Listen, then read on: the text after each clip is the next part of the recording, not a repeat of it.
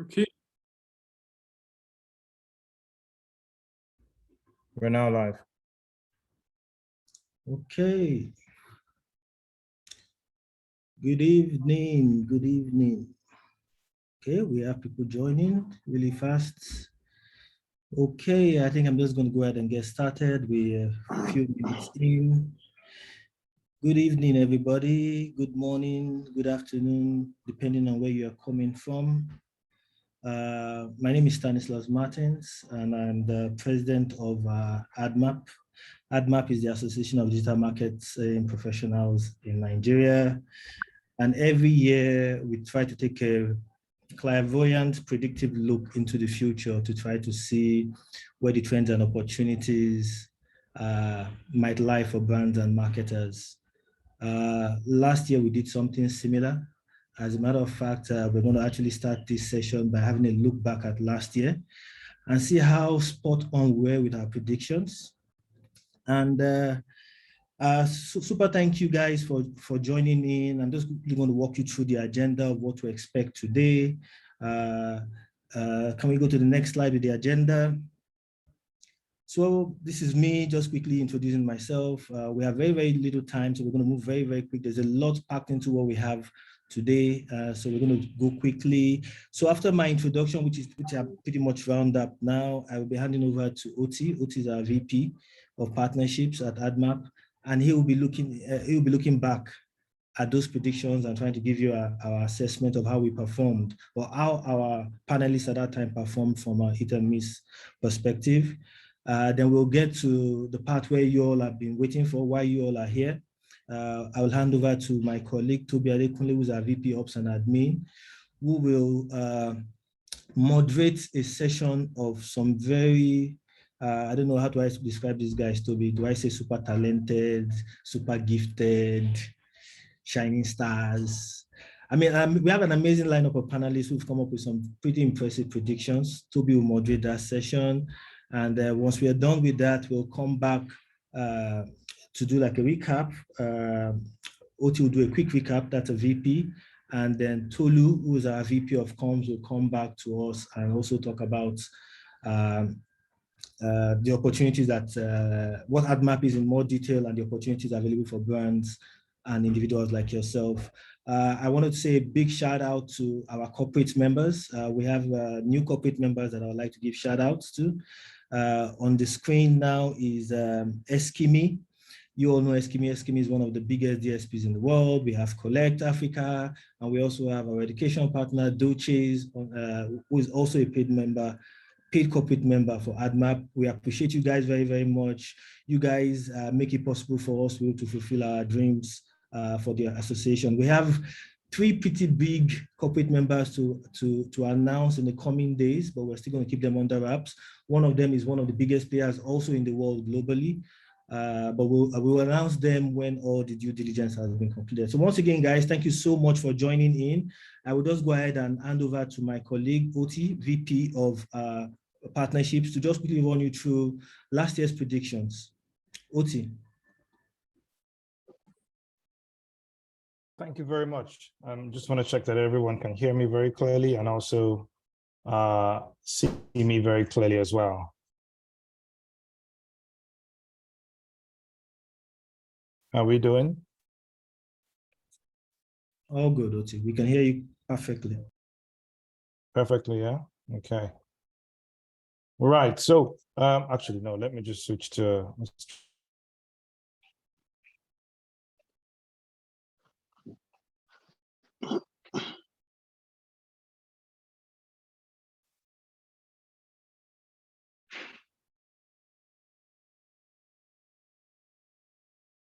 No? Okay, cool. So we're gonna, Toby, if it's gonna help, right? I think, Toby, do you want to stop sharing your screen at the moment? Okay, that's fine. Do you want to share? Yes, please. Yes, please, because you. All right. Awesome. You've jumped into it pretty early, and I want to take it slow and entertaining, if that's possible. You want to tease them into it. Yeah. So let me quickly share my screen so that we can have a proper flow into it. you just confirm to me when everybody can see my screen in presentation mode. Can everyone see my screen in presentation mode? It's loading. It's coming up. Okay.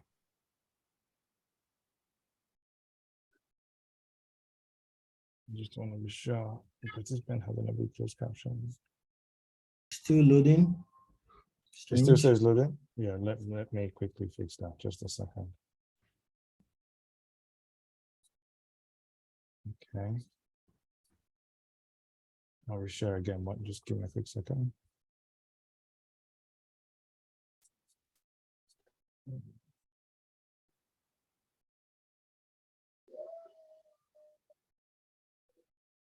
How about now? Yes, we can now. Perfect. Let's go. Awesome, cool. So yeah, thank you very much, Stan, for that quick introduction. And we would definitely continue to say thank you to our corporate partners. Not sure everybody knows about Collect Africa in here. Collect is one of those new fintech platforms that have joined Admarp specifically for what they're offering to digital advertisers. Their virtual card solution has been tested across all the key online advertising platforms. So if you're still struggling with paying for ads on Facebook, Google, and all that in either USD or any other currency, then Collect Africa is one of those key partners. And Dochase, Eskimi are both our programmatic advertising partners indeed. Quick look back to 2022 predictions. We sat here, I think that was on the 28th or 30th of December last year, with very, very interesting speakers taking us through what they thought 2022 would look like. We had IZ, we had Timitaya, and we had OK. Now here's something interesting. These three people at the top, the titles they showed us last year were consistent largely this year. Maybe one slight change with Taya, but it was consistent. The three guys at the bottom, they predicted what will happen in the industry and within the ecosystem, but they didn't predict their job roles. Because I noticed between last year's slides and this year's slides, they've all changed. So I'm sure those are very, very interesting, unpredictable moments for a lot of people here, and it's all a sign of progress. So I want to say congratulations to everybody that found something new coming their way in 2022. Now we're going to dive straight into the predictions. It's a hit or miss situation. And the first prediction was from IZ, where she had said that a lot more incorporation of artificial intelligence and personalization technologies would lead to better ad targeting and data-driven marketing. Question, was that a hit or miss? From our verdict, it was a hit. And here's why. Largely, ChatGPT put the stamp on this particular prediction, because we also had that change the entire game towards the tail end of last year. But even before GPT, a lot of AI and machine learning has started to happen heavily on the advertising platform. So you would have heard Facebook, Google talking to you about fluidity, stop tampering with the systems, just put your objective, creative, and budget, and the system would use machine learning and intelligence to optimize your campaigns for you to give you best results. So yeah, they really invested in AI and ML heavily last year. It came to bear, and we're sure that will continue even going into the new year. Now, the second prediction was the fact around privacy will be a major concern. What's the verdict? We put that as a somewhat in the middle. Here's why. Globally, privacy was indeed a massive concern. Some of the measurement tools we used was to see what would be the global opt-in rate for things like ATT on Apple devices. What will be the Google situation as far as cookieless browsers coming to play, and what will be the situation with the adoption of products like Facebook Cappy. Now, here's what happened. Google just literally told everybody to their face, we own this space, we'll be ready when we are ready. And they moved the goalpost to the end of 2023. Facebook had expected, or Meta had expected, heavy adoption of Cappy in 2022. That did not also happen. Although what happened in Nigeria is the fact that the National Data Protection Bureau did finally release the data protection bill for 2022. It promised it would do it in December. It released it in October, early one, which was an update to the NDPR of 2019 that we all know about. But here's the thing, that only set the bedrock for privacy concerns to come to bear in 2023 going forward. Why? Because you need to have such a legislation in place before people can start to act out their privacy concerns. So when we check through legal archives, not a single case was found around lawsuits around data protection or privacy and all that within Nigeria's space. So we will say that was a somewhat in the middle as far as that's concerned. When we go further into the demand for performance marketing, leading to a rise in demand for performance marketers, for us, that was a hit. Some of you will be like, no, we didn't really see that. I'll tell you how it happened. The finance industry was forced into that zone. With the rise of fintech, we had a lot of banks also trying to stay competitive, and they moved budgets into their apps, online signups and all that. That drove performance spend in finance. In CPG, for example, these are the two largest areas of spend plus telco. If you are buying for telco today, you will know that they've been pushing you with regards to performance. CPG, two areas of performance sprung up. One, people driving traffic to e-commerce partners or people driving traffic for first-party data acquisition. Common thread across all industries was people started going from how many people saw my ad or how many people reached to what was the cost per X? Was it cost per sign up, cost per install, cost per X became the order of the day in 2022. And that definitely put a lot of performance marketers in demand, and those who didn't have the skills had to update as well. Next one there will be around a prediction that brands, because of all that talk around NFT tokens and crypto coins and all that, we will start to see more brands go towards digital offerings as a way to replace like maybe price discounts and all that. What's our verdict on that? It was a clear miss, and here's why. Lots of brands did the usual. It was typically consumer promotions in either cash, rewards in cash, airtime and data were the closest to digital currencies or digital rewards, as well as products and then physical goods. So we did not see that heavy adoption of digital tokens or heavy adoption of digital content offerings and all that as a way of brands offering rewards or promotional benefits to their customers. The next one was around influencer partnership being more conversion oriented. Our verdict on this one is a clear hit.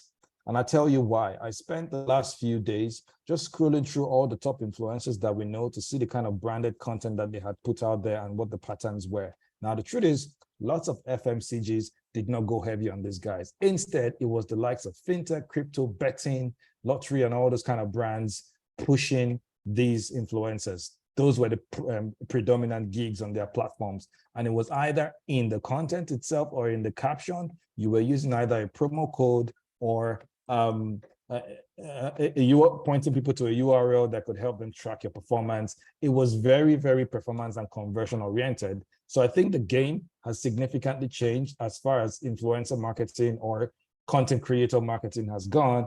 And I'm excited about it because this is something we've been pushing for so that we can measure the impact of that investment. The other prediction from Temitayo was around the growth of online communities and access to exclusive content. For us, we thought that was a hit because typical communities that were existing, basically you think about the likes of Dang and Ninja Brand Chic and all these SME communities and crypto communities, they started to come to bear. In fact, one thing I realized with Twitter Spaces was heavily used to bring communities together to have large-based discussions, even more than we saw during the Clubhouse era. So it was pretty much the year of people forming interesting communities. And not just people, big tech reacted. Facebook rolled out, or Meta through WhatsApp rolled out communities, right? Groups became a thing. Now, if you go into most platforms right now, in the inbox for social platforms, you can now start to have a lot of group chats because they start to see the essence of collective discussions and collective ideology. So communities indeed exploded in 2022. Now, I'm not just going to sit here and dish out hits or misses. I want you guys to use the comment section or the chat section to also give your thoughts. If you think we're overreaching on some of them or you disagree, that's why we have the chat section. We want to make it as interactive as possible so that you guys can tell us, listen, validate this one because I don't see where it's coming from. And we will try to do that today. So we also have, I'm conscious of time, so I'll ask the moderators because I can get really excited about this. Smartphone penetration will grow rapidly in 2022. This was from Okay. He's with ITEL, so I could see why that was a very, very big one for him. What's our verdict on that? For us, we thought it was a miss. In fact, we saw that it was a miss because all the data points to the fact that nope, actually global shipments for smartphones dropped by 8% in 2022. All the big brands, the big OEM brands in Nigeria recorded drop in market share in 2022 as well. Now, here's the primary cause for that. The world is facing a massive recession. disposable incomes in Nigeria are significantly shrinking. Now, on the average, a 4G smartphone will cost anywhere from 35,000 naira and above on the average. Now, the average minimum wage in Nigeria, that's 30,000 naira. No one is going to spend their entire minimum wage. It would take at least about a year to save up to buy one of those smartphones. So no, it didn't go mainstream. It didn't go mass market. It didn't become a commodity. So unfortunately, that was a miss, but we look for things to turn around in the new year. Now, you also have the one around offline marketing events, including brand activation, student campus events, and so on and so forth, regaining heavy dominance as a marketing channel, largely supported by digital. We cannot say yes for student campus events because obviously most of the year was students were on strike, or campuses or schools were on strike. However, when we look at it broadly, and after interacting with some of you on this community one-to-one with brands and also marketing folks, the general feedback is that yes, because of the relaxation of COVID restrictions, they did move out heavily into physical activation. So if you check a lot of the brand pages on social media, you will see more capture and content of physical activations happening in 2022 versus 2021. Toby, I see you there, and I guess that's the key for time. We'll breeze through very quickly. Did radio dominate TV?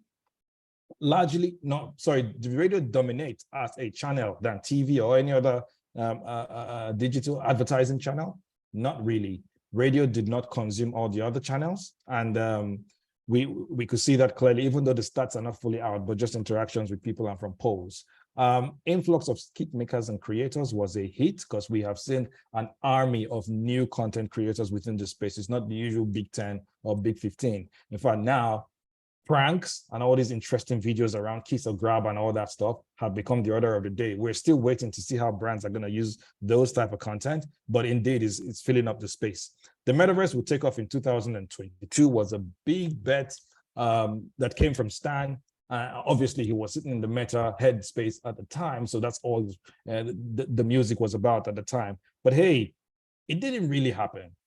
We do see it gradually picking up. So even if the metaverse was not the biggest thing that happened to digital, what happened was that platforms like Facebook were very deliberate to keep the momentum up through a heavy campaign that ran throughout Q4 or even for the better half of last year, ensuring that we were all gearing up for the metaverse. So it's a somewhat yes or no, really. A few more to go. I'm going to round up in a minute or two. Mobile video will continue to be a big play, and platforms will allow enhanced video editing capabilities on mobile. This was a big hit. Why do we say that? We've seen Reels, we've seen YouTube Shorts, even TikTok enhancing the video editing capabilities. For those platforms, it's now the battle of video consumption between daily users and dwell time. So that was a big hit from Stanislaus and Pelumi. Just one slide to go. Influx of new fintechs will boost digital spend in the finance industry. This absolutely was a hit when we've seen what the likes of Kuda, Fair Money, Umbar, and Money in Minutes, and a whole lot of new fintechs that came into the space in 2023 aggressively marketing. We can tell that did indeed contribute to the overall spend in finance as far as digital is concerned. Crypto will go mainstream. That was a big one. Yeah. Thank you. Do you just want to wrap up in less than 10 seconds? All right. I am wrapping up now. I told you I'm going to get too excited about this. So we did have crypto go mainstream, but it was somewhat not as heavy as we thought because of regulatory restrictions and all that.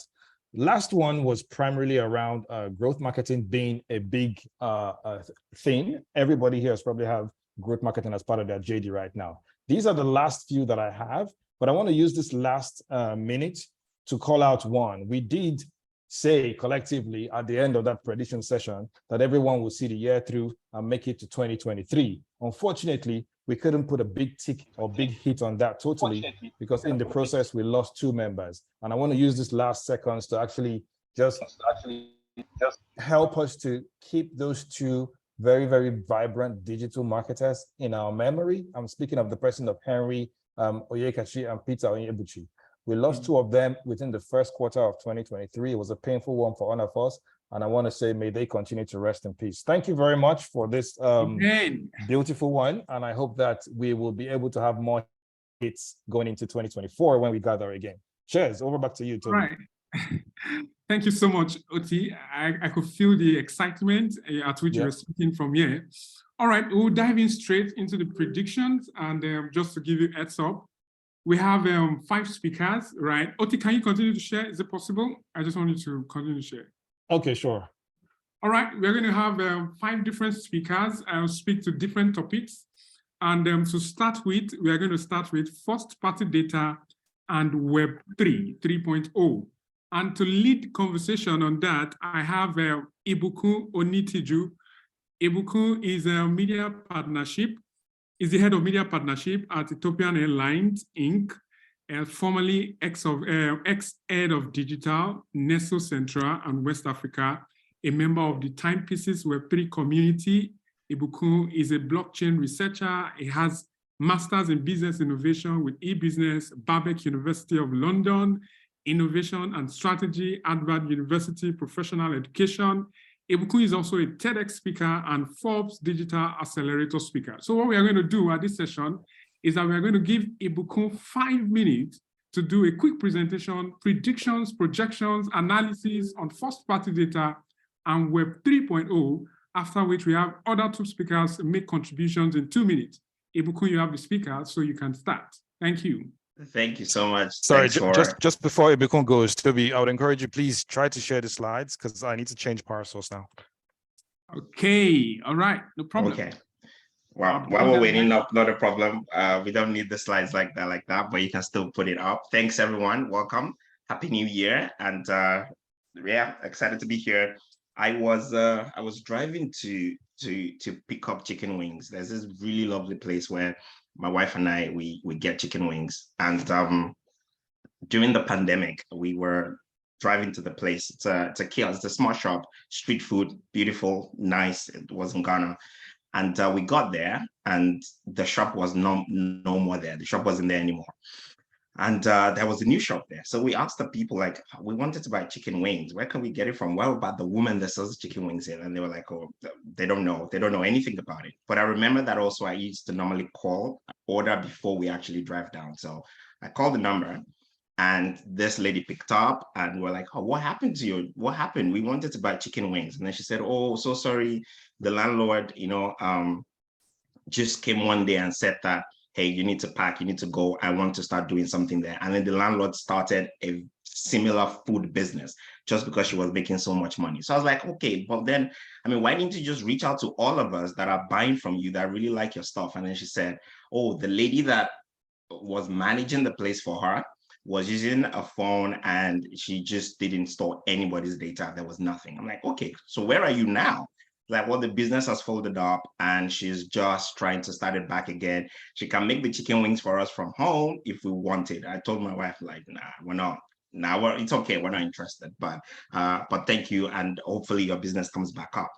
And I was just like, wow, how did that happen? This is such a massive business. I know a lot of people that eat from this woman as well, buy the chicken wings, but she just did not think first-party data was as relevant. And I'm going to tell you a few things about the predictions going forward in there. If you want to go to the next slide, which is now more about Web3. And again, as you see the predictions, you will see where they're kind of coming together. So Web3, you might have heard about everything that is going on today. But firstly, in Web1, we were able to read things online. In Web2, we're able to contribute to things online. So think about the platform economy, social media, Facebook, you can post, you can create content, but you do not own the content.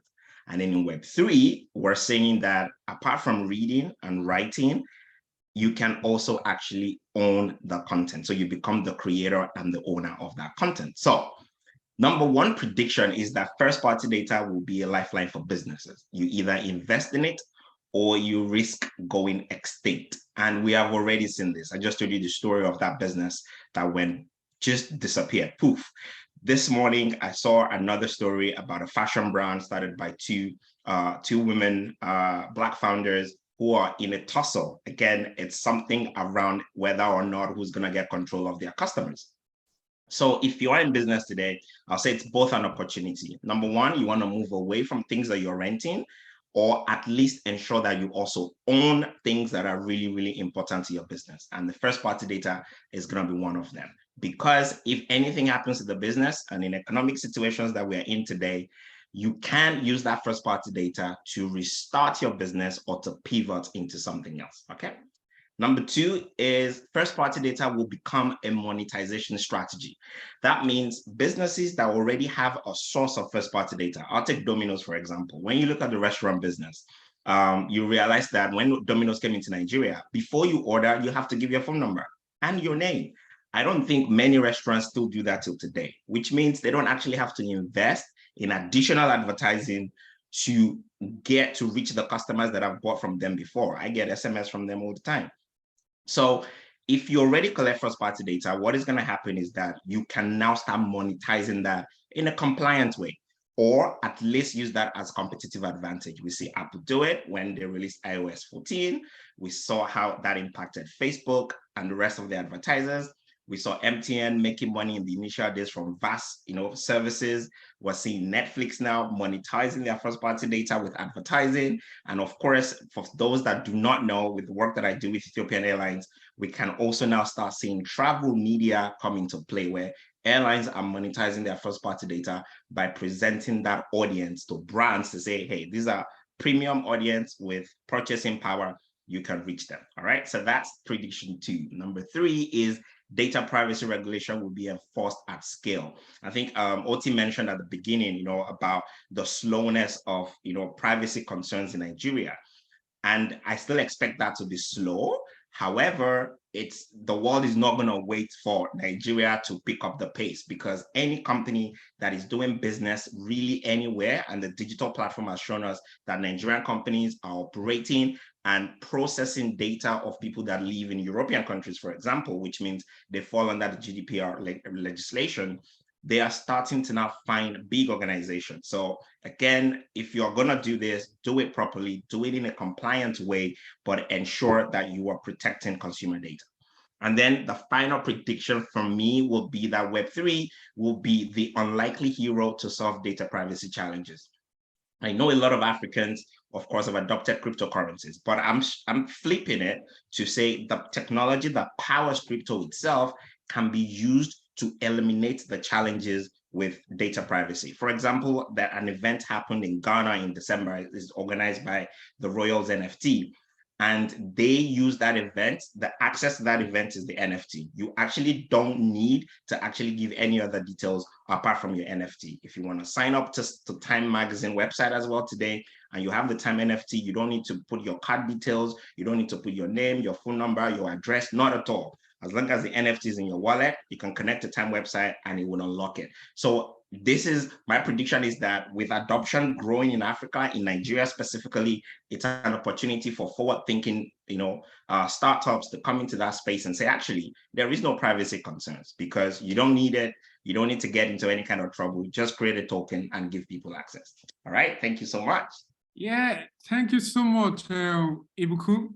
I personally actually feel that we are trying to rush. So I just get this nudge that maybe we should slow down, right? Okay. I just feel that I just personally feel that we should slow down. So what I want you guys to do is that you can please go into the comment section, right, and use the chat. If there's anything you felt has been said that you are not clear on, or you feel that you have any addition and insight to provide, please kindly go into the chat box. You can tag Ibukun, ask him questions, seek clarification, ask for further insight. And if you have more you want to provide, please, the chat box is for every one of us to engage. Thank you so much, Ibukun. We are going to take additional information or insight from 2 other speakers. So if we have any of the speakers that want to speak to what Ibukun has said in terms of Web3, right, or first-party data, please, I think you can quickly do that in 2 minutes, right? If there is any among the speakers that want to contribute to what I said. All right. Yes, so this is Gad. So also in adding on to the first-party data, we all know that third-party data is is going away, right? So it is going to give rise actually to first-party data. And for us in the creator economy, especially for we as publishers, what it means is that a lot of SSPs, for instance, and even to a larger extent, DSPs are going to demand that we actually share with them first-party data. The other challenge that it also brings is that then now companies will now have to be forced to tighten up their inbound strategy in a way that they are able to now increase the website visitors that they have to make sure that they can collect this enormous amount of data. Yeah. All right, thanks, Gad. Do we have any additional information from any other speaker? Okay, if there is none, I got to know that the chat is not working for everybody. Chat is only dropping for hosts and speakers, but Oti just dropped a message now that you should check if you can actually send the message to everybody. We want this to be very, very much engaging, and we don't want it to be a one-way conversation, right? We want it to be, engaging via chat in as much as not everybody can speak. All right, our next speaker here will be Gad Ocean. Gad is the head of digital at News Central. Before joining News Central, Gad used to be ex-Max.ng, has worked with M-Pharma, worked with iFlix, and also worked with the Multimedia Group Limited, and also ex-Text Africa. Gad has quite a number of experience in the field of digital, in the field of marketing, and he's going to be speaking to the creator economy. What does it look like? What is the projection? How should we prepare for 2023 when it comes to the creator economy? Gad, please, you have the mic. You can go ahead. All right. Thank you very much. So in terms of the creator economy, I'm going to pick it up from the angle of influencer marketing, because obviously when we talk about creators, it basically goes beyond influencers to include other things such as online education and etc. So in its current state, from 2016 to 2022, influencer marketing global market share has grew from 1.7 billion to 16.4 billion. And this is actually expected to increase. Indeed, in this year, there's a projection by the Influencer Marketing Hub that marketers are going to pour in about $4.5 billion in influencer marketing. So that's something that we need to actually look at. Let's also focus on some of the creator channel ecosystem that is available. I'm not going to dwell much on them, but then the popular ones are Facebook, TikTok. Sorry, the popular ones are TikTok, Instagram, YouTube, Snapchat, etc. But for us in Africa, when we talk about the creator economy, what are the opportunities that exist? And I think that for us to really explore the opportunity for the Africa creator economy, one benchmarking that we can do is to benchmark it against the smartphone penetration. Why? Because for you to become a creator, it always starts with one, you having a phone and having access to internet, on that phone.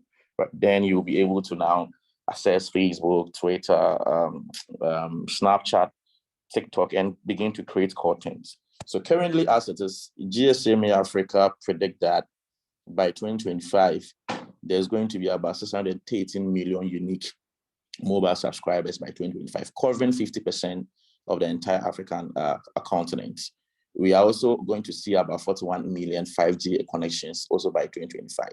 And in terms of its economic value, about 154 billion USD is going to be generated by mobile technologies and services by 2025. So obviously for Africans, out there, these data present more opportunities for us economically. Also, when you look at the worsening unemployment across the continent, the creator economy, by this statistics, is going to actually bolster and enhance and create more jobs among African youth.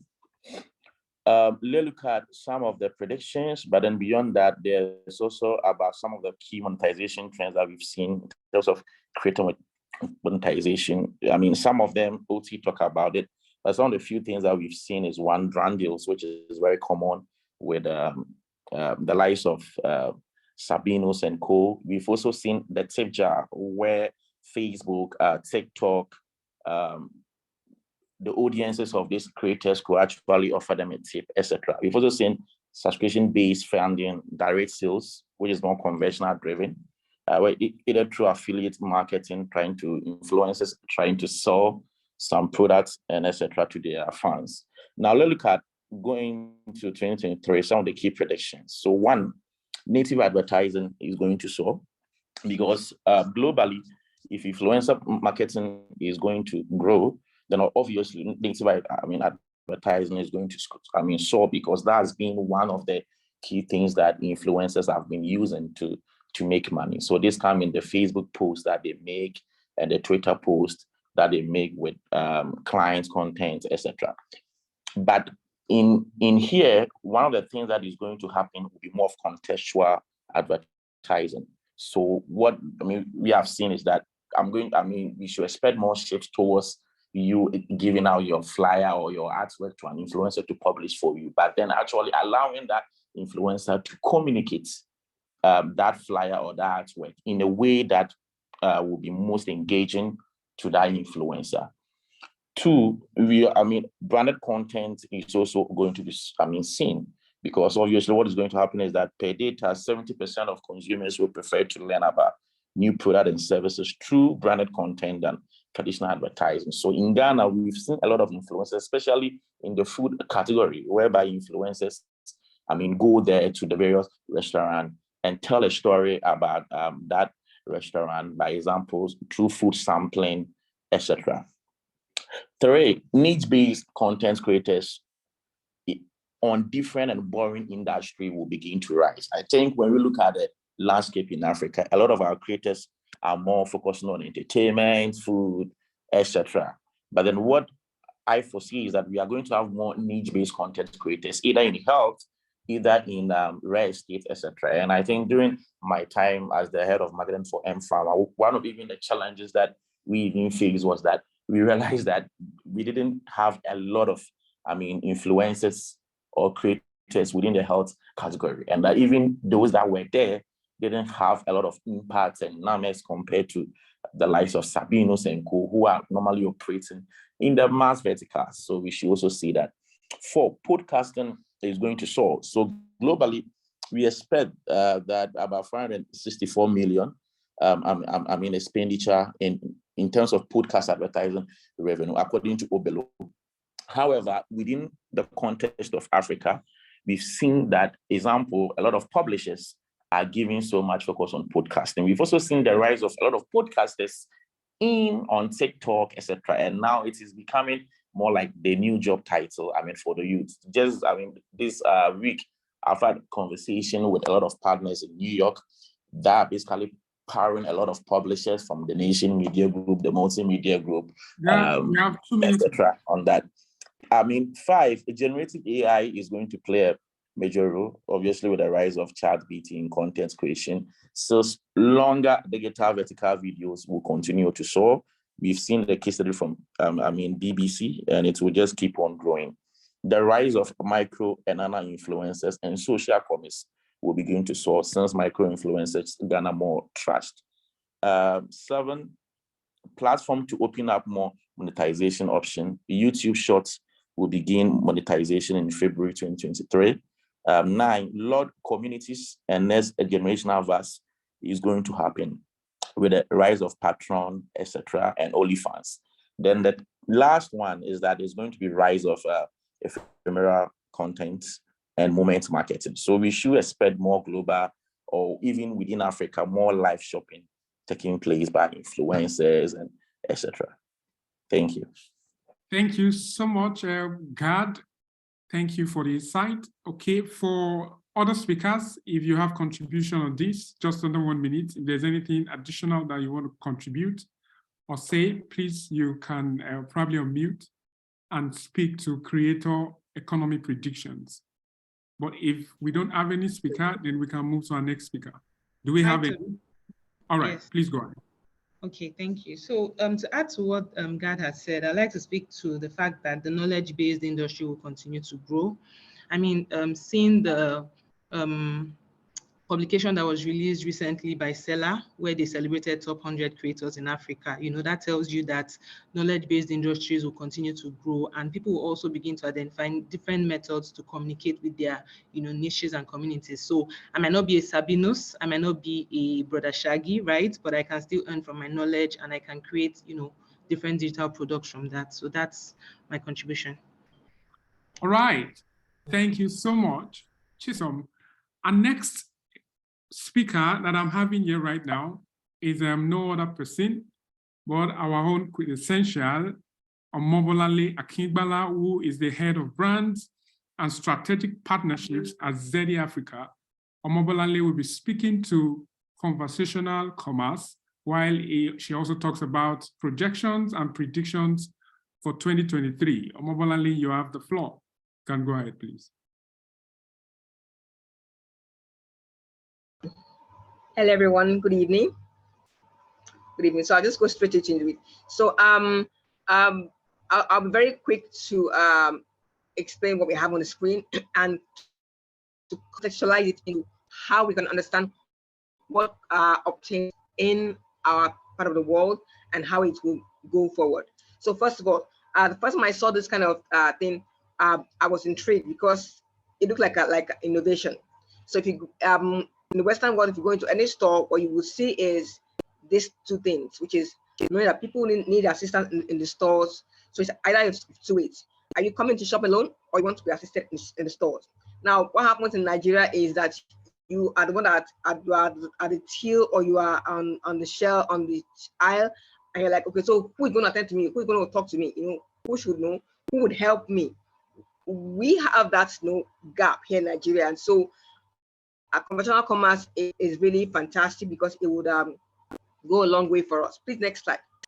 So what is it? So many people may have heard it and not have heard it, so I'll just go into what it is. So simply put, how brands interact with their customers or their customers using messaging apps, chatbots, voice technology, and how consumers are able to quickly get what they need without necessarily waiting for the customer or support or customer care. So what does it matter now? So because of course, the walls are broken in either way. The walls are broken in the offices without walls. Shopping is now shopping without walls, and all of that. So what we have now is, of course, as you can see here, we are somewhere in the circle of where the market is when it comes to conventional commerce. But it has begun to change slowly but surely. Please, next slide. Let me just get into it.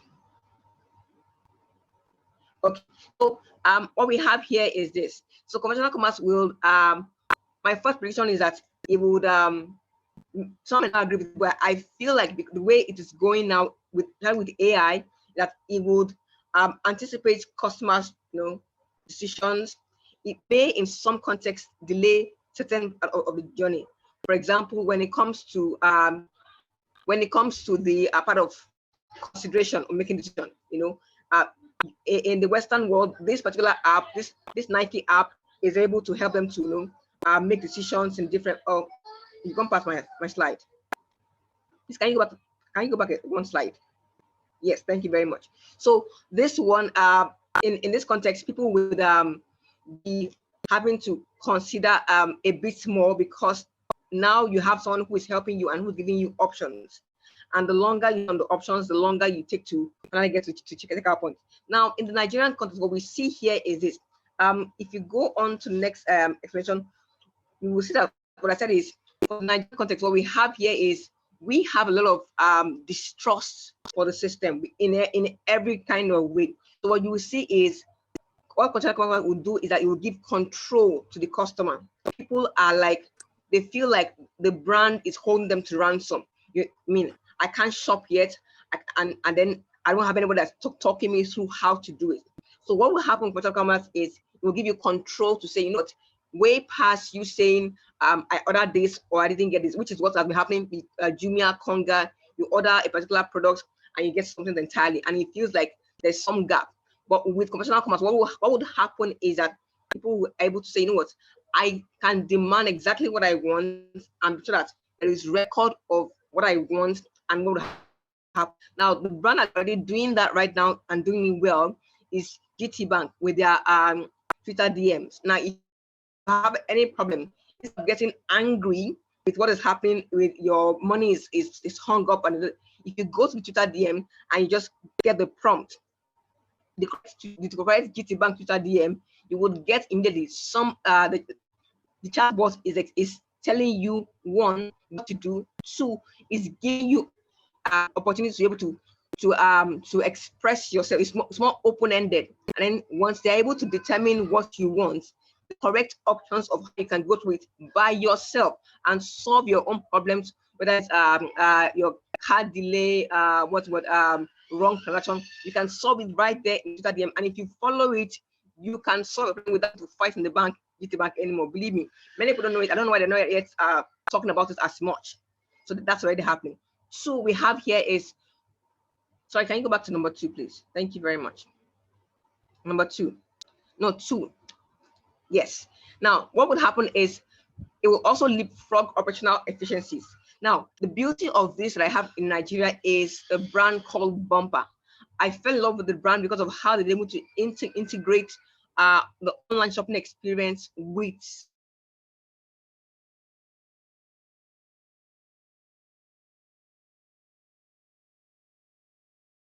Okay, I think that is technology. While we wait for Omobola to be back, we might just quickly move to the next speaker. All right, like I said, while we wait for Omobola to be back, without wasting too much of time, we might just move to the next speaker. All right, someone should kindly help me reach out to Omobolanle. So once the internet from our hand is sorted, we can get her back on board. But the next speaker I have here is Chisom Bikawei. Chisom is the digital lead at All Seasons Zenith, and she's going to be speaking to social commerce and online regulation. What is the landscape of regulation in the digital marketing space going to look like in 2023, and what's in it for business owners and also practitioners when it comes to social commerce. So Chisom, please, you have the floor. Thank you. All right, thank you, Toby. It's Bikawei. It's important. I use modernization. Bikawei. No, you know. There's no modernization. It's Bikawei. It's an your name. So all right, thank you, Chisom. No problem. Thank you very much, Toby. Can you move to the next slide? Okay, thank you very much. So I'll be speaking on social commerce and online regulations as it relates to the digital space, right? If we move into the coming slides, we'll see, what the current global landscape is looking like in terms of social. I will lock you in that room. If I hear one more word, I will lock you there.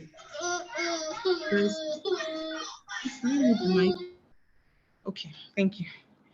Okay, so I'll be speaking on how the current landscape looks like for social commerce and what the numbers look like for in terms of predictions to 2023. Next slide. Okay, so a quick breakdown on what social commerce looks like in terms of generation, right? Here we see that millennials and Gen Zs rank highest in terms of the generation using, social commerce to shop globally, right? And this can be attributed to obviously more spending power, the fact that they have a lot more responsibilities, and basically because they are more digitally, native. This has, led to why we have these numbers. Now, drilling it down to the different accounts where this social commerce happens, both for the Gen Zs and millennials, we see that brands and influencers are the key accounts where the shopping and the, commerce and basically the conversations are happening. And what this means for us in terms of brands as well, it shows that a lot of people are buying from brands, right? Because social media has sort of brought everybody closer. It has led to a lot of dialogue and a lot of, feedback. So if I trust your brand, if I trust you, I buy from you. And then also social commerce has, please, can you move to the previous slide? Social commerce in terms of shopping with influencers, here we see a lot of growth and potential. And this also lets us know that, partnering with influencers with the right strategy, with the right, communication will definitely lead to more sales. Next slide. And then we look into the channels that are driving the most social commerce sales, Facebook and Instagram. These are global numbers. And interestingly, looking at the numbers from researchandmarkets.com, Nigeria also, Facebook and Instagram also rank the highest in terms of the channels used by Nigerians for social commerce. Now, another interesting point, while this research was ongoing, was that in terms of countries who have the most WhatsApp business downloads, Nigeria ranks at number 5 with over 20 million WhatsApp downloads. What this shows us is that there's a lot of opportunity for people to begin to, leverage on social commerce, right? Usually what you'd see with brands is Facebook, Instagram, Twitter, YouTube, content strategy, but a lot of brands have not really tapped into the benefits that comes with, WhatsApp. So what this shows us is that there's a lot of potential and opportunity to, leverage on WhatsApp. Now, looking at some of the predictions, right, it will continue to grow in popularity in Nigeria, like we've seen in the previous slides, as consumers begin to, continue rather to leverage the platform to discover, to research, and to also purchase products, right? And then due to increase in digital payments, there will be a lot more, social commerce purchases happening on social media, and this will further boost, the adoption of social media in the country. And then lastly, mobile penetration and internet penetration continues to grow. Currently, according to Data Reportal, mobile penetration stands at 82%, while internet penetration is at 52%. So all of these numbers will continue to, lead to more adoption of social commerce in Nigeria. And then we quickly move into ACON. So ACON is Advertising Regulatory Council of Nigeria, formerly known as APCON. Advertising Practitioners Council of Nigeria, right? And here we look at a quick timeline on how they've, made an effort to regulate the entire advertising space. But key call out for us on this slide is how it relates to the online space, digital marketers in general as well. In 2019, they had come up with the law to vet, online advertising, which was met with a lot of kickbacks and a lot of pushback from people, especially looking at the cost of even running the ads, right? And then having to pay 25,000 to, then vet it. However, between Q3 and Q4 of last year, we saw a series of, communique and directives go out as to the plans that ACON has to regulate the online advertising space. Key to note is the plans to get influencers and skit makers to, get pre-exposure approvals before they can put out any content online. And also the fact that ACON has currently sued Meta for 30 billion because, they've been sued for running unvetted ads online. So a quick look at what the predictions are. So what's the current status? We know that ACON is on a mission, on a serious mission to position the online space for better performance, and which, rightly so, right? Because a lot of influencers or even content creators put out content that is not exactly verified. And the primary task of APCON is to ensure that consumers are not taken advantage of, and consumers are basically, the right information is conveyed to consumers. So it's a good move from APCON to try to sort of sensitize the online space, right? Another current status that we see is the fact that digital creatives will now need to be approved, right? While we don't have, a clear picture as to how that will roll out, as we go into 2023, it's an important, point to note. And hopefully we'll hear more from APCON on what the plans are. So now, what are the predictions for ACON? First of all, we know that there will be clampdown, right? Especially with the big names. They will definitely go after, the big names in the content creation space to try to sort of get them to enforce, some of these policies, right? And by default, notable brands will also be impacted or affected by that, obviously, because the brands would need, the content creators to create content. So what this means is that this year, we need to be very intentional about ensuring that, influencers we work with comply, right? And then another thing that we also see happening this year is that ACON would then partner with sectoral bodies. A good example is, okay, Toby, I'm rounding up this, just a few more points. ACON will partner with Admarp, example, right, to ensure that the entire digital populace is sensitized and adoption rate increases. And then lastly, there will be a lot of partnership with notable names in the advertising space, just to ensure that, people understand what ACON's plans are as we go into the year, and also ensure that they're able to disseminate this information properly. Thank you very much, Toby. Thank you so much, Chisom. I particularly found this slide very interesting in terms of implementation approach by on how this is going to happen, but I would like other speakers to probably weigh in here what do you think will happen in terms of regulation in 2023, especially when it comes to digital content? How easy is it going to be for this regulatory body, including Admarp, to work out a modality, that would favor practitioners and also businesses, not coming in form of hunting businesses, trying to pin them down, with tools, but, creating an enabling environment. But how is it going to work?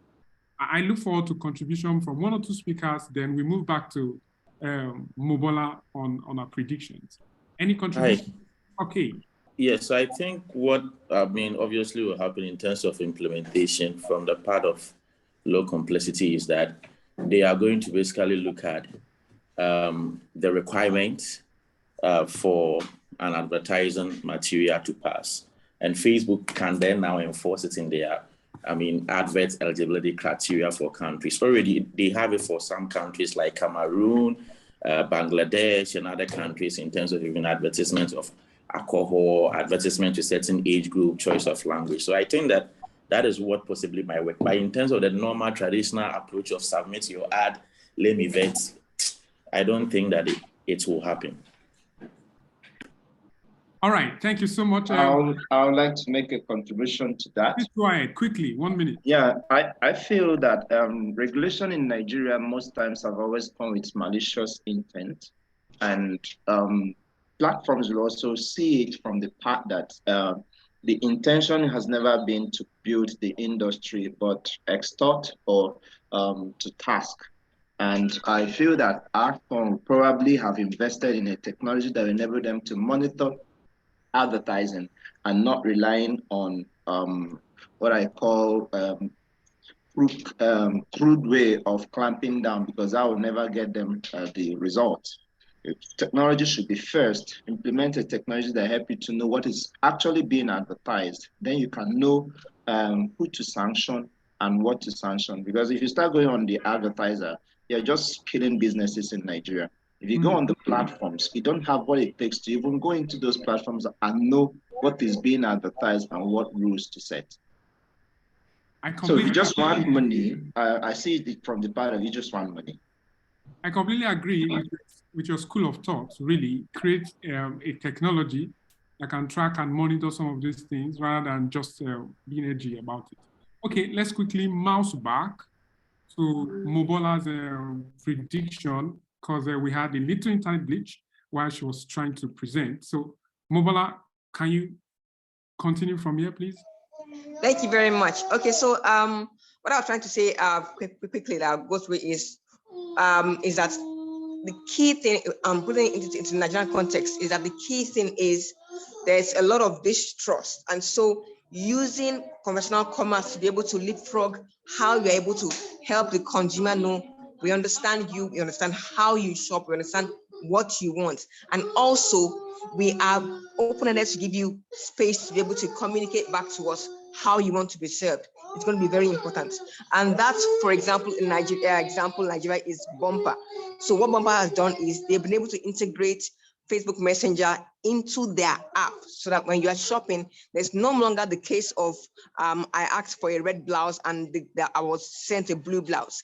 Right there in the chat, there's a record of this is what I want, is how you can chat like it's someone that's in the store with you, and then make your request, and then they give you variations right there in the app. You won't have to get out of the app.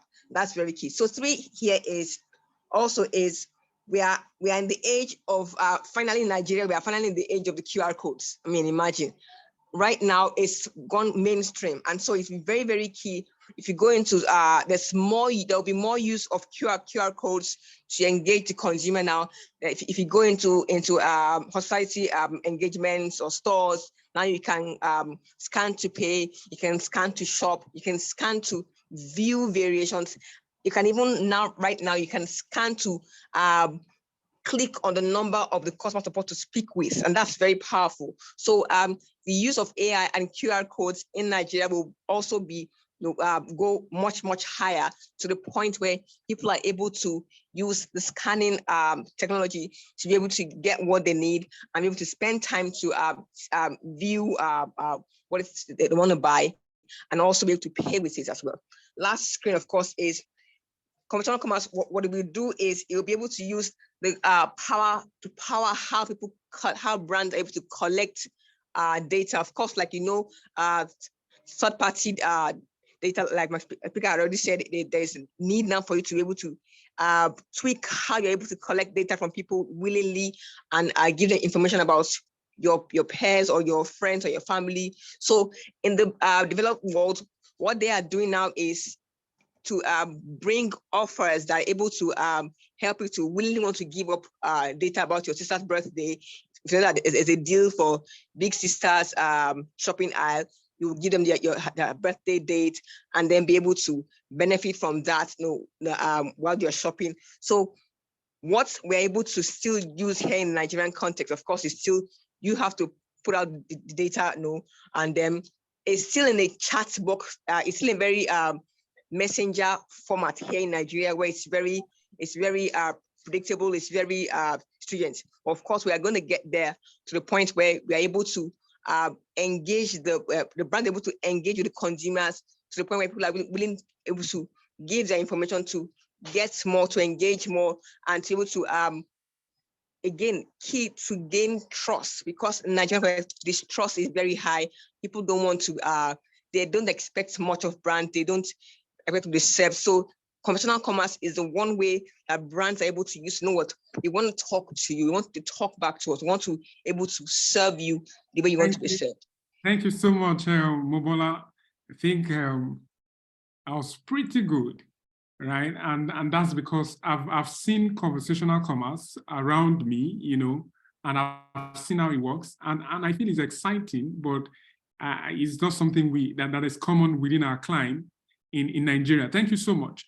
Okay, do we have one or two speakers that want to contribute to conversational commerce based on some further insights that Mobola has provided? Do you have any further insight, any additional information as per what will happen in this space in 2023 that you want to contribute? Please, you can unmute your mic and speak in 1-2 minutes. I think I would add to that indeed, it definitely would have a lot of opportunities for people to take off in 2023, especially because the platform has been opened to businesses who do not necessarily need to rely on a business partner, a WhatsApp business partner. You can go direct and start creating experiences directly within WhatsApp Business Manager from your Meta Business Manager platform. So I think there are opportunities that we just need to keep making noise about so that people will see the benefits of it. Interesting. Thank you so much, Oti. Do we have any contribution again? Or I can maybe add to that, Ibukun. Okay, please go ahead, Ibukun. Yeah, just remember a few months ago working with WhatsApp as well, while I was at Nestle, and just the fact that, again, sometimes as Mobola said, in terms of the payment element, right, which is like the final conversion point, but you can leverage conversational AI, just messaging, to get your customers to the point of purchase, right? Even if they don't necessarily trust, but you can build that trust in the way you relate with them. And as Oti said, I remember working with Stan on this, where it was just a lot easier now. And even for big brands that wouldn't necessarily, go the commerce route, they can still leverage these conversational platforms to keep engaging their consumers, so that when they go into the physical shop, they would still have a very high brand recall to still select your brand, even though they're not necessarily paying online.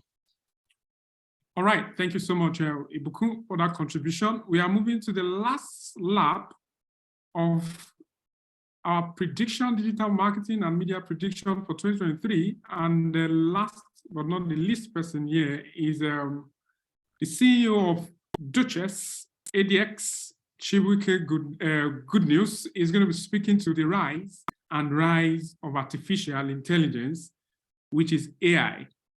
Chibuike, please, you have the floor. Thank you. Good evening, everybody. Can you hear me? Good evening. Yeah, Chibuike, we can hear you. Okay, so I'll be speaking to the rise of AI with regards to the marketing and advertising industry. No doubt, AI has been more of simulation of machines to do those things that ordinarily have been done by human beings.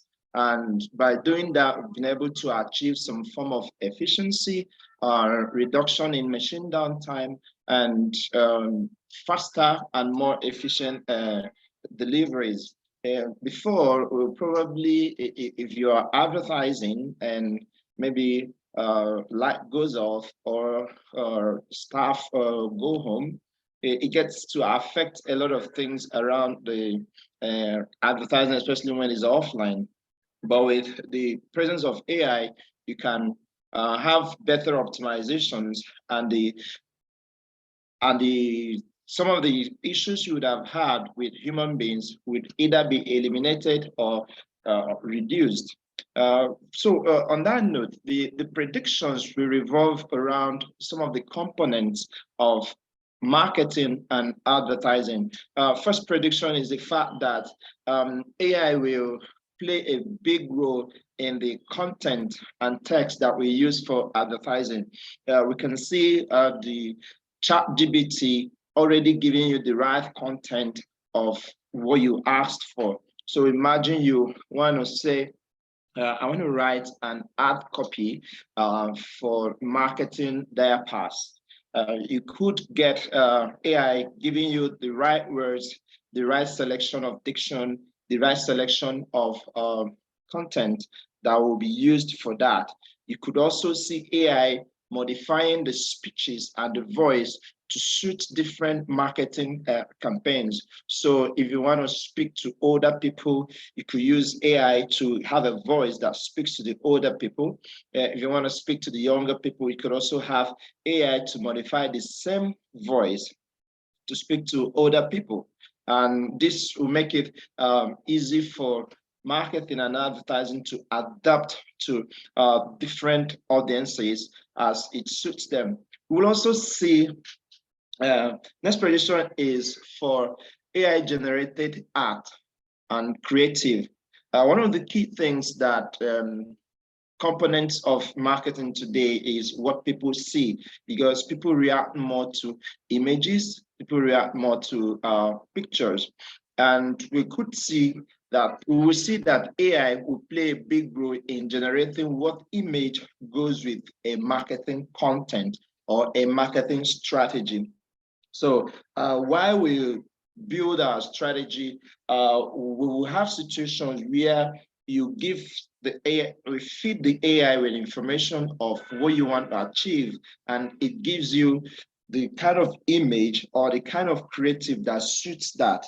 And that also makes it easier to create advertising campaigns or market or go to execution for marketing projects, because you just simply need to put in the expectation, and the AI generates both the content, the text, and the image. Another thing is brand experience. So here, AI will also affect what people see about the brand. Now, a situation where you see an advert on your phone, you interact with it, and then you go on a bus stop, you see a digital billboard reflecting the same thing. And then you go into a shopping mall, you see the same brand also reflected there. And when you are shopping, you see that AI is also able to make recommendations for you, even offline shops, of the kind of products based on what they have seen you think about, but what they have seen you talk about, or some of the things that they have provided, they have gotten data about you. Then we also see the rise of omni-channel platforms.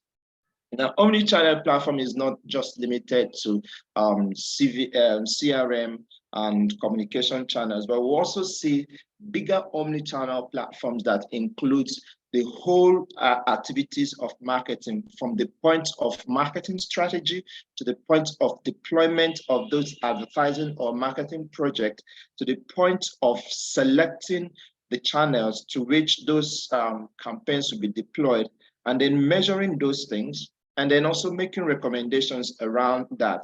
Now, the channels will also include things, what I call CVM, customer value management, which is not just customer CRM, but customer value management, which manages or includes the full funnel footprint of a customer from the point of seeing a marketing campaign to the point of buying a product to the point of repeat buying. So we could see platforms measuring all this and giving brands and agencies opportunity to walk from one place to have an overall view of this. We also see AI influence media buying. Of course, we're already seeing that happening. AI will be able to select the channels where they want to buy. So instead of doing media buying on the basis of, I want my advert to appear here, media buying will be on the basis of return on investment. And it will be what platform is going to give us users that we sign up, what platform is going to give us users that we install our apps. And these are the things that the decisions around that will be based on AI simply, so making life easier. There will also be automated decision-making system where AI tools will be used by businesses to make some of the decisions around when to go to market, what to look for, what will be the customer persona, what will be the approach and all that. You know, some businesses would have to choose between, do we want to go for the high income or do we want to go for the low income? But with AI, you'll be able to say, okay, let's have different communication that goes for each of these. On further predictions, there has been this fear around job loss with AI, but I would say there is only going to be job realignment. And what I mean by realignment is that there's going to be a shakeup. Some jobs will be lost, some jobs will be created. About 40% of the jobs in the last 15 years will be changed. You remember when a computer was coming up, it was driving away people that did typewriting. But did it actually fire them? No, it created need for upskilling. And those who did that upskill moved to the next, realigned to the next thing. So we will see new jobs being created and some jobs being rendered useless. And we also see an increase in data input speed. What I mean by that is, if you check the history of ChatGPT, probably it took them some years for them to get to the point where they are today, where it is one of the most efficient conversational AI. But we'll get to a point where it is easier to get those data because advancements have made it possible to easily pick data from already existing ones or not necessarily have to reinvent the wheels. Can you start rounding up? Is it possible? Yeah, I'm almost done. I think this slide is the last one, but the previous one will just take care of this because the jobs that will be lost are just jobs around repetitive things, but things that are not repetitive will still continue to exist. Then we'll also have higher rate of disruption. So if you look at industrial age, probably took about 100 years for disruption to happen, but this time around we're having 2 years within which disruption happen. But in AI, it will reduce to less than 6 months. So you see ChatGPT reigning today. In the next 3 months, you could see another person coming up with a new one, and it will be faster, moving us towards a point of convergence where you will have machines making major decisions, machines doing many of the things that we would have ordinarily done. And finally, what I would say is, in future, we may have a situation where robots will be built by robots, and we will have more perfect systems, both in advertising and marketing. Interestingly, I like what you said, or what you are closing with. In the future, we are going to see robots building robots. Okay, so you know what we are going to do now? We are going to have each speaker do us a 30-second summary of their prediction in digital media, marketing, and technology space for 2023. And I'll just randomly call names. Once you hear your name as a speaker, please just do us a summary of your prediction. So I will start with Ibukun Onitiju. Ibukun, you have 30 seconds to do all the summary of your prediction. Please go ahead. Thanks a lot, Toby. If I'm to summarize, really, it's the first thing is safeguard your business. And one way to do that is to ensure that you have a direct line of communication with your customers. And that requires investing in first-party data. It's not just a buzzword today. It's been around for a very long time. In the early days of online marketing, we said the money's in the list. Well, now the whole world knows that the money's in the list. So build that first-party connection with your customers, and you have a better chance of safeguarding your business in 2023. Thank you so much. Thank you so much, Ibukun. Next, we have Chisom. Chisom, please, can you do us a summary of your prediction for 2023? Okay. Thank you, Toby. So I'll quickly speak on the Akon part. I know that it seems like a lot of trouble, and like some of the comments we got, that it's more from a point of view of making money, but I see, more of their communique, being implemented as we go into 2023. So I think it's important that, everybody is prepared for it. Secondly, I mean, as an advertiser in Nigeria, it's important that you're, a registered practitioner. So I think that everybody should sort of gear up for, whatever implementation tactics Akon will come in with as we go into 2023. And then secondly, for social commerce, most of the businesses we see driving most of the social commerce is small businesses, but from the slides we saw, there's a huge opportunity for even the big players to begin to play more in that space. So I would say more big players doing more in terms of social commerce. Thank you. Gad Ocean, 30 seconds, your summary of your prediction. Yes, so I think that, as marketers, it's obvious that the creator economy continue to boom, especially with influencer marketing. However, the key thing that we need to focus more on will be data analytics and looking at the right, measurement. So, in this case, I would say that we should put more emphasis in defining the end media value of some of these influencers that, we use, so that at the end of the day, we could actually track actual returns on whatever money that we spend on these influencers. So the end media value, or the EMV, is something that we all have to take a look at. Thank you so much, Gad. Omobola, please, can you go next? Summary of conversational commerce as you've predicted. Okay. Thank you. Okay, so I'll just say that in Nigeria, conversational commerce is going to be growing because, like Chisom said, of course, mobile penetration is growing. So of course, there will be more opportunities for brands to connect and be able to use more opportunities to open-ended, to be able to connect with their consumers and get to know them better, to be able to serve them better. Number two is, of course, omnichannel strategy connected with conversational commerce. It will be powerful because the more touch points grow and people connect with your brand, there should be an opportunity for them to be able to connect with you using technology or using the chat on the phone to be able to speak with you and get to tell you about themselves more so that you can serve them better.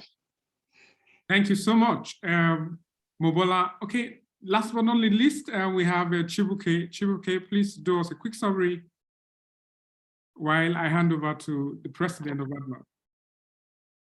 For me, I would say AI will make life easier for us in 2023.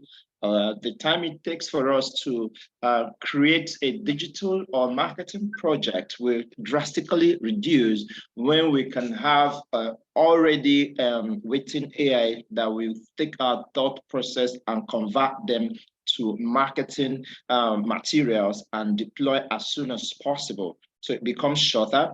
It's also going to be easier for us to measure return on investment, especially now that brands are looking for performance. So AI will make it easy for us to know which platforms are giving us results and what platforms are not giving us results, and quickly make decisions on that. All right, thank you, Chibuike. Thank you so much, everyone, for joining. And we really appreciate your attendance. We are not closing yet, just a few minutes.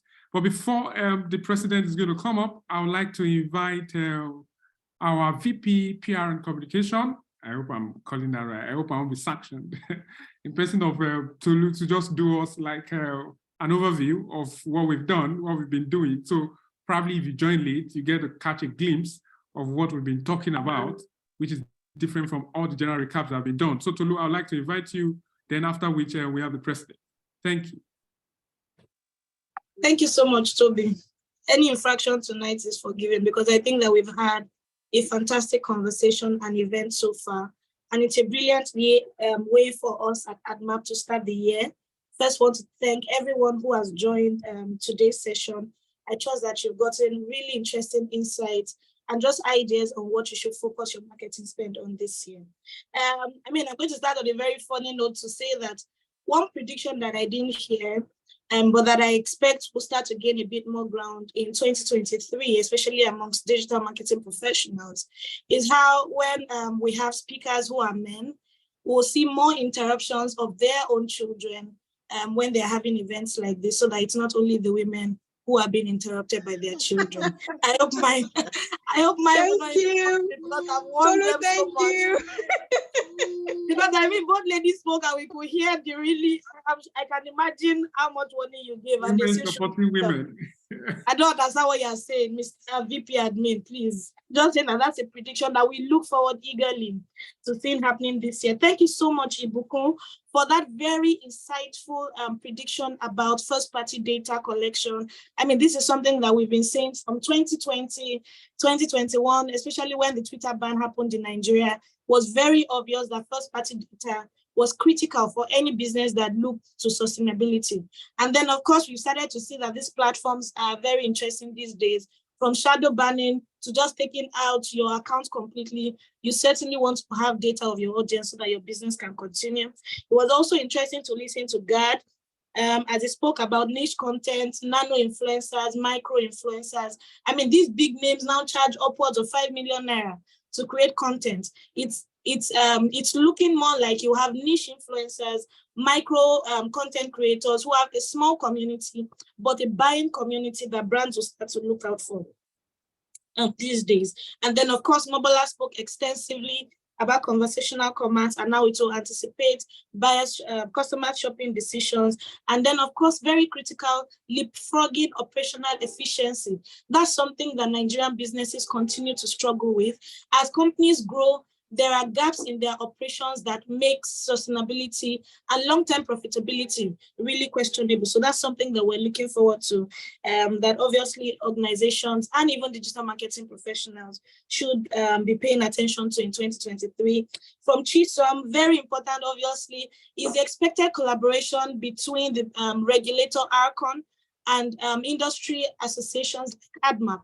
And that's why we strongly encourage everyone who is a part of this meeting or who may listen to the recording after now, if you are not yet a registered member of ADMARP, you certainly want to do that before the end of January. ADMARP is already positioned to start having critical industry conversations with our regulators, with other industry bodies as well, so that we are taking our rightful place first in shaping policies, and then, of course, providing advisory to these regulators so that as they plan on implementing these rules and clamping down on defaulters, we're also providing an advisory from a practitioner perspective so that these will guide their activities in 2023 and beyond. You certainly must look to be part of a professional association body like ADMARP this year. And then finally, from Chibuike, he spoke extensively about AI-generated content. What was really interesting for me there was about AI-generated creatives.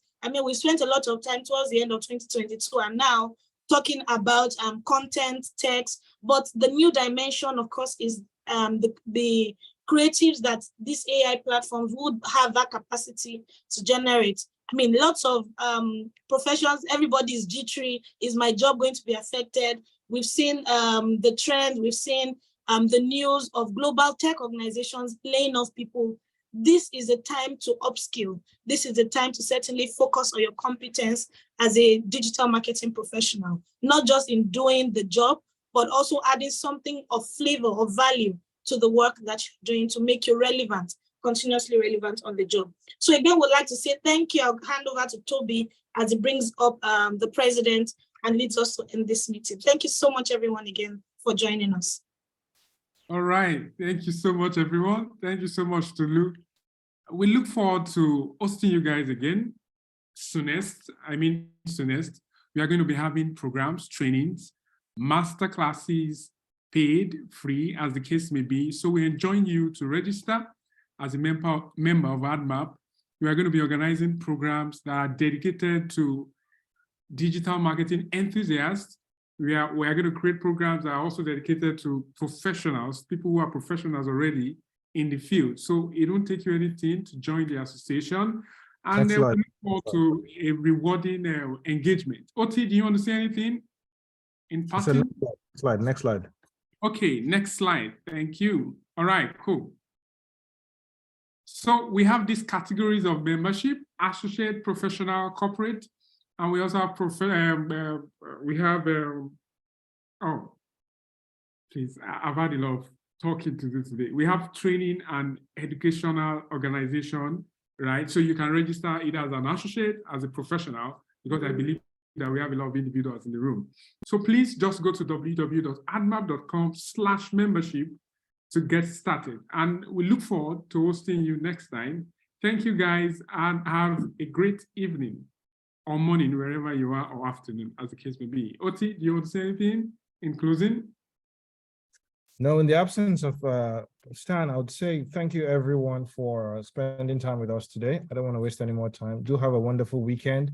And for those who have signed up as members, you would receive the recording and the slides as well in the next newsletter that will come your way early next week. So please ensure that you have registered if you attended to be a member by just visiting that website. It will take you 5 minutes to register, and then you can receive all the information. Plus, if we're going to deal with the regulators, we need to do collectively, so membership is key.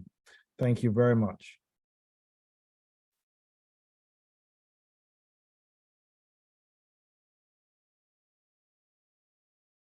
I just told you off, so have a good evening, everyone. Cheers. Thanks, everyone. Have